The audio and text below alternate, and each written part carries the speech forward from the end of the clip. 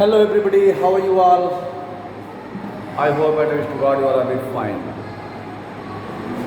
I'm Digvijay Singh. I will teach you maths of class 7. The topic is comparing quantities. In this topic we will discuss about ratio and proportion. What is ratio and proportion? So first of all we will discuss about ratio. कि what is ratio? Ratio क्या होता है? Ratio की जो sign होती है वो दो डॉट, ये हिंदी में अतः लिखते हैं ना, तो त के बाद जो लाइन बनती है वो होता है डॉट डॉट डॉट, उसको बोलते हैं अतः। तो ये जो साइन होती है ये रेशियो की साइन होती है। अब मैटर ये है कि रेशियो क्या होता है। तो when two quantity that is in same kinds of, जो दोनों क्वांटिटी होगी वो सेम काइंड की होगी। जब दो क्वांटिटी सेम काइंड की होगी और उनका कंपैरिजन हम डिवीजन के आधार पे किया है, उनका कंपैरिजन डिवीजन के आधार पे करेंगे तो both are called in ratio. जैसे एक पर्सन ए है और एक पर्सन बी है, ध्यान समझिएगा। ए की एज है 20 ईयर्स, बी की एज है 25 years. When you compare these two things, then A is less than B by 5 years or B is less than greater than A by 5 years. A B से 5 साल छोटा है या B A से 5 साल बड़ा है। जो ये कंपैरिजन हुआ ये रेशियो नहीं हुआ। जो कंपैरिजन डिवीजन के माध्यम से होता है that is make a ratio. जैसे A is to B is equal to 20 is to 25, ये रेशियो। और when you find the simplest form of any ratio, then you have to write the ratio form in the fraction form. अब इस 20:25 में 20 को हम कहते हैं antecedent और 25 को कहते हैं कॉन्सिक्वेंट।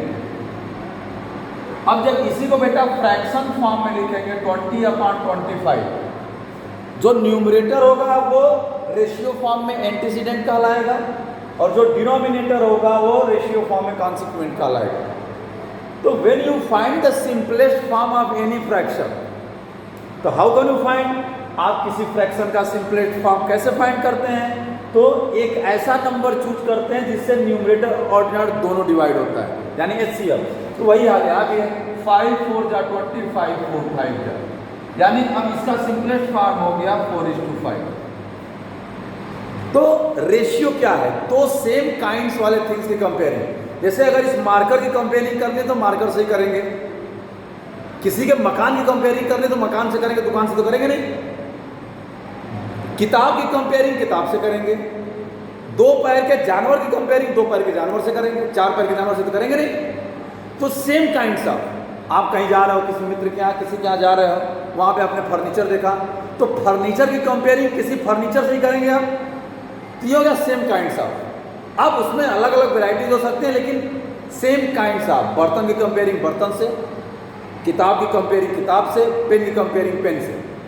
अगर रुपए का पैसे में दिया हुआ है, find the ratio of ₹5 to 50 पैसे, अगर ये दिया हुआ है तो अब ये सेम काइंड में नहीं हुआ, ये रुपीज में है ये पैसे में है। You have to convert one things in another part, चाहे पैसे को रुपए में कन्वर्ट करिए चाहे रुपए को पैसे में। तो इजी क्या है, रुपए को पैसे में कन्वर्ट करना। इसको लिख सकते हैं 500 पैसे इज टू 50 पैसे, यानी बेटा ये हो जाएगा 500 इज टू 50। सिंपलेस्ट फॉर्म में कर लेंगे 500/50, 10/1 यानी 10:1 का हो गया रेशियो। तो रेशियो के लिए सेम काइंड होना जरूरी है, ये ध्यान रखें, ठीक है। आई होप आपको रेशियो समझ में आ गया हो। अब हम लोग बात करते हैं प्रोपोर्शन की, बात करते हैं प्रोपोर्शन की। प्रोपोर्शन क्या होगा, ध्यान समझिएगा बेटा। प्रोपोर्शन मतलब when two ratios are equal then both are called in proportion. Two equal ratio कहलाते हैं कि ये प्रोपोर्शन में, या ऐसे भी कह सकते हैं, जैसे मान लीजिए क्या 2:4 इज इक्वल टू 8:16।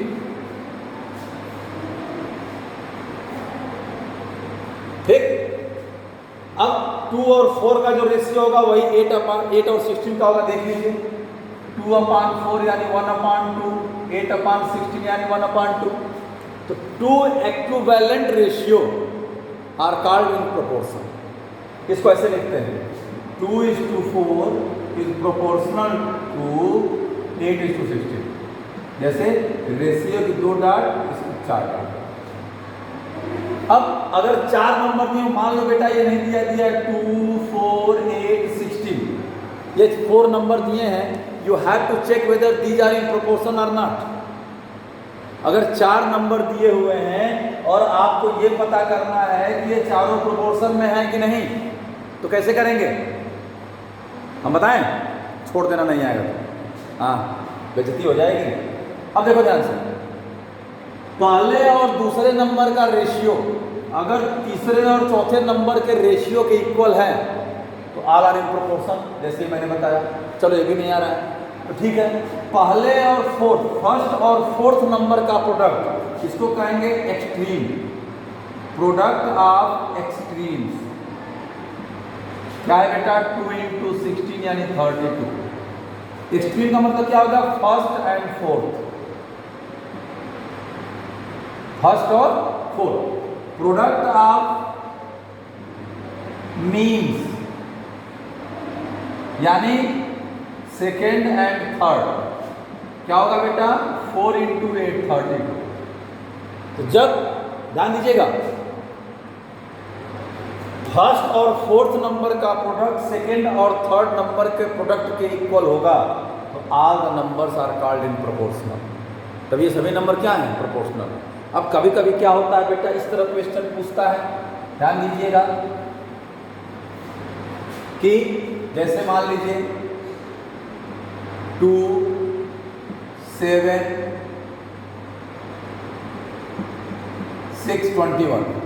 तो अब यहां पे x कर दिया, find the value of x if all the numbers are in proportional. ये सभी nंबर प्रोपोर्शन में है, ठीक है ना? तो आपको x की वैल्यू फाइंड करनी है। तो these numbers are in proportion, therefore 2:7 is equal to 6:x। आप ऐसे कर सकते हैं 2 × x is equal to 7 × 6। Product of extremes is equal to product of means. समझ आ गया बेटा? अब बेटा क्या हो जाएगा? x इज इक्वल टू 7 × 6/2, 2 3 जा 6, 7 3 जा 21। इस तरीके से x कहीं भी दे सकता है, एक अननोन नंबर दे सकता है। अब चारों नंबर अगर प्रोपोर्शनल हैं तो फर्स्ट और फोर्थ का प्रोडक्ट सेकेंड और थर्ड के प्रोडक्ट के इक्वल होगा। तो ये होता है रेशियो एंड प्रोपोर्शन। रेशियो क्या होता है? व्हेन 2 ऑब्जेक्ट्स, 2 नंबर्स यानी 2 things which are in same kind, जो दोनों सेम काइंड में हो, वो दोनों, जैसे मैंने क्या बताया, रुपए की कंपेयरिंग रुपए से करेंगे, पैसे की कंपेयरिंग पैसे से करेंगे, मीटर यूनिट की कंपेयरिंग मीटर से ही करेंगे और सेंटीमीटर यूनिट कंपेयरिंग सेंटीमीटर से करेंगे। अब प्रोपोर्शन क्या होता है? जब 2 रेशियो इक्वल होते हैं तो both are called in proportion. या 4 नंबर दिए हों और आपको ये पता करना हो कि ये चारों नंबर प्रोपोर्शन में हैं कि नहीं, तो फर्स्ट और फोर्थ का प्रोडक्ट सेकेंड और थर्ड नंबर के प्रोडक्ट के इक्वल हो रहा है तब तो वो प्रोपोर्शन में है, अदरवाइज प्रोपोर्शन में नहीं होंगे, ये ध्यान रखिएगा। क्लियर है? तो बेटा रेशियो और प्रोपोर्शन में कभी कभी आता है मीन प्रोपोर्शन फाइंड करने का। क्या आता है? मीन प्रोपोर्शन या कॉन्टिन्यूड प्रोपोर्शन या जियोमेट्रिक मीन, ये बहुत सारी चीज़ें आती हैं। ठीक है, हम कुछ क्वेश्चंस लेते हैं और उस पर चर्चा करते हैं, ध्यान रखिएगा अच्छे से। जैसे A B C continued proportion या मीन प्रोपोर्शनल या जियोमेट्रिक मीन। ध्यान दीजिएगा, तो इसको लिखेंगे A:B is proportional to B:C। तीनों में से कोई पूछ रहा है तो जो बीच वाला नंबर रहेगा वो 2 बार लिखा जाएगा, वही सेकेंड होगा, वही थर्ड होगा। ध्यान रखिएगा ट्रिक, जो बीच वाला नंबर होगा वही सेकेंड भी होगा, वही थर्ड भी होगा। तो ये हो जाएगा बेटा product of extremes is equal to product of means, यानी a into C is equal to B into B, या उल्टा कर लीजिए B square is equal to A C. ये होता है जब 3 नंबर दिए हों तो B square is equal to A C जो होता है, यानी अगर लिख सकते हैं B is equal to under root A C, जो अंडर रूट ए इंटू सी की वैल्यू होगी ये ज्योमेट्रिक मीन या मीन प्रोपोर्शनल या फिर कॉन्टिन्यूस प्रोपोर्शन कहलाएगा। ठीक है ना, ये ध्यान रखिएगा बेटा अच्छे से। ये एक फार्मूला है, इसको आप नोट कर सकते हैं। ठीक है, अब थर्ड 2 नंबर दिया हो और थर्ड प्रोपोर्शनल फाइंड करना हो, ध्यान दीजिएगा 2 नंबर दिया हो, मान लीजिए ए और बी दिया हो और थर्ड प्रोपोर्शनल, क्या पूछ रहा है? Third proportional, third proportional. तो जो तीसरा नंबर है वो 2 बार लिखा जाए। Let the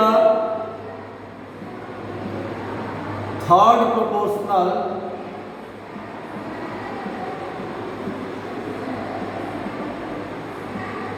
number b x, तो क्या हो जाएगा a is to b is proportional to b is to x.